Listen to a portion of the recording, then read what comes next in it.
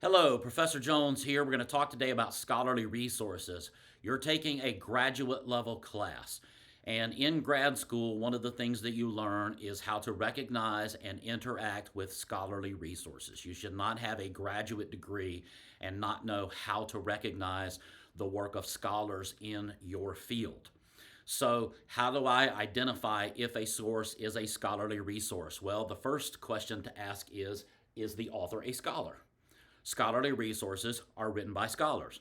If it is not written by a scholar, it is not a scholarly resource. That's just the way that it works. But scholars write things for audiences that are not other scholars. Scholars sometimes write popular level works. So the next question to ask is, what is the audience for this source? Scholars, for example, write articles in theological journals and in biblical studies journals, and those are scholarly articles because they are written primarily for scholars, for other scholars, or for people who want to access the work of scholars on a scholarly level. Scholars also, however, write popular level books. They write study Bibles, and those works are not scholarly works. You cannot cite a study Bible in this class. If you cite a study Bible in this class, you will fail the assignment. That is not a scholarly resource. Study Bibles are very helpful. Popular level works can be very helpful. You should consult them in your ministry and in your Christian life, but they are not scholarly resources. You cannot use them in this class. So let's apply this to a popular source that a lot of people try to reference, and that is Matthew Henry. Matthew Henry's commentaries are very good. I use Matthew Henry's commentaries. I've used them for years. But Matthew Henry is not a scholar, and he writes for a popular audience. You cannot use Matthew Henry's commentaries in this class. Another way to identify if a source is a scholarly source is to ask, does it have footnotes and a bibliography? Scholarly sources almost always have footnotes and bibliography. If it does not have footnotes and bibliography, even if it is written by a scholar, it is probably not a scholarly source, and you should not use it. If you are unsure, you can feel free to ask me, Prof. Jones, I want to use this source. Is this an appropriate source to use in this class or for this paper? And I will let you know.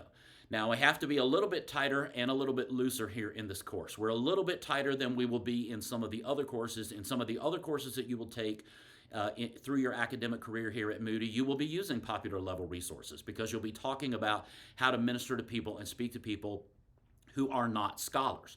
But in this course, you are being taught how to interact with scholarly resources. Now, when I teach this course in person, I'm much more strict about what sources people can use because I'm usually teaching people in Southeast Michigan or in Chicago. And so they have access to the Moody Library in Chicago or to the library here at the Michigan campus, which is a very good library.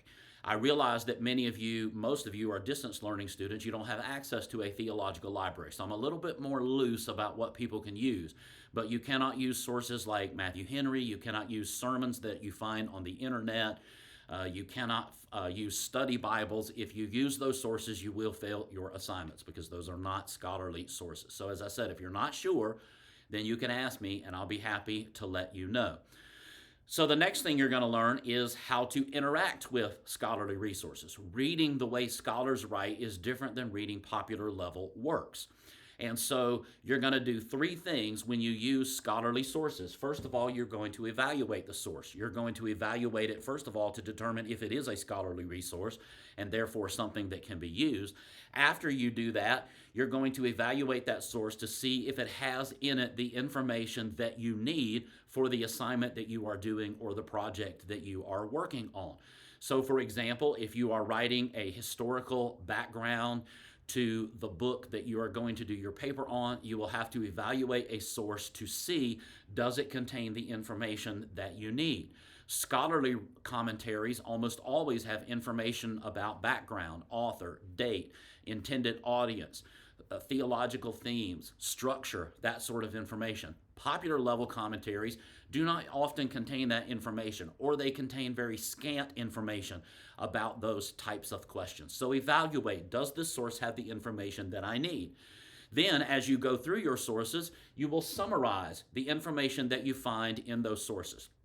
This week, you're going to be working on your bibliography, And you're going to find sources in the Moody Library, including journal articles, and you will need to summarize the information that you find in those articles. You cannot just copy and paste large chunks of text.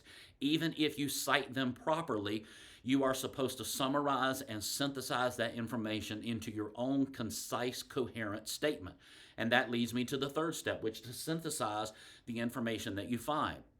You may find four really good sources about the authorship of Romans, for example. Out of the sources that you found and put in your bibliography, you may find four really good sources that have information about the authorship of the book of Romans.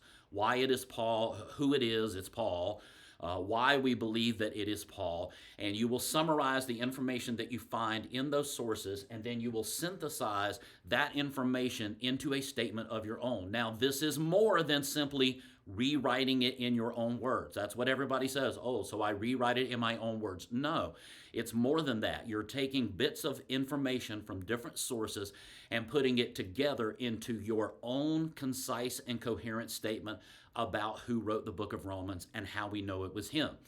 You are going to, as you summarize and then synthesize, you are going to cite the source where you found that information. Okay, this is very important.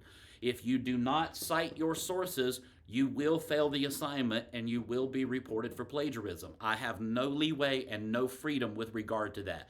If you plagiarize, and plagiarism does not require intent, if you use information from a source and you do not cite it, even if you forgot, even if you didn't know, that is still plagiarism.